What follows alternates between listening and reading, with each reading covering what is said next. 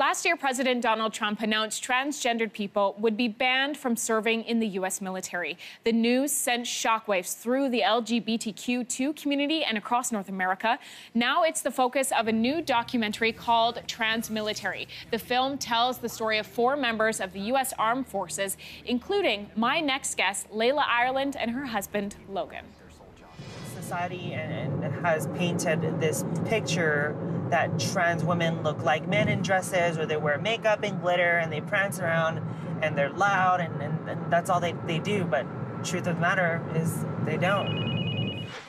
Laila joins us now. Welcome to the show. Thank you so much for having me. So I want to go back to when the tweets first came out from Donald Trump, and we have some of them to share with our viewers this morning. The tweets read, "After consultation with my generals and military experts, please be advised that the United States government will not accept or allow transgender individuals to serve in any capacity in the U.S. military.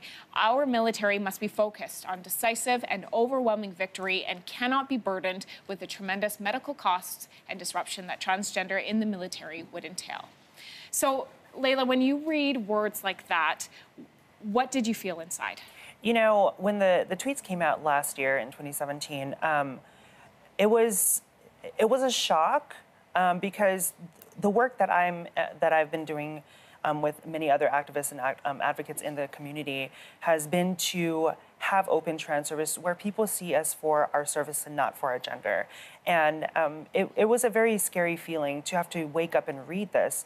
Everything that we have worked for, everything I worked for in my 12, 13 years of the military would just be invalidated because of an idea of that trans people cannot be in the military.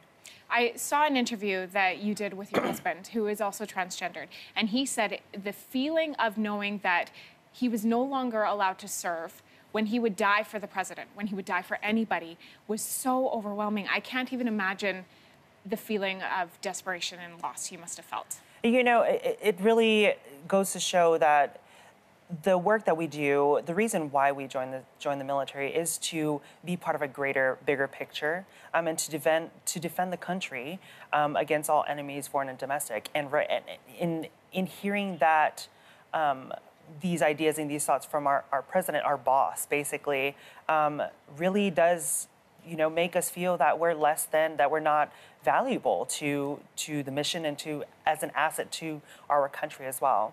In the opening part of this interview, we played a clip from the documentary, and you spoke about the misconceptions that exist about trans people.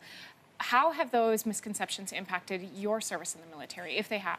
So it's much easier for trans men to transmasculine people to transition in the military than it is for trans women, because society has painted this picture of hypermasculinity being okay in any space. Whereas if you take a hypermasculine man and change that, and they say that I want to be very effeminate, I want to present as that, a lot of people turn their cheek or turn their heads and say, this is not a thing that is normal.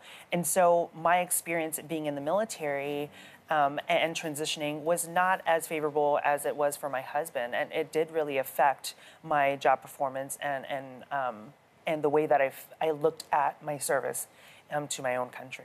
The battle continues. Are you surprised it's still being fought in 2018?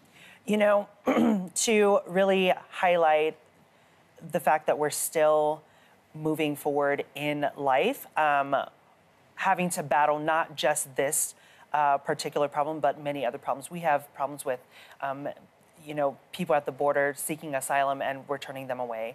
We have women in authority positions that are being questioned all the time. So I'm not surprised that we are here still fighting this battle.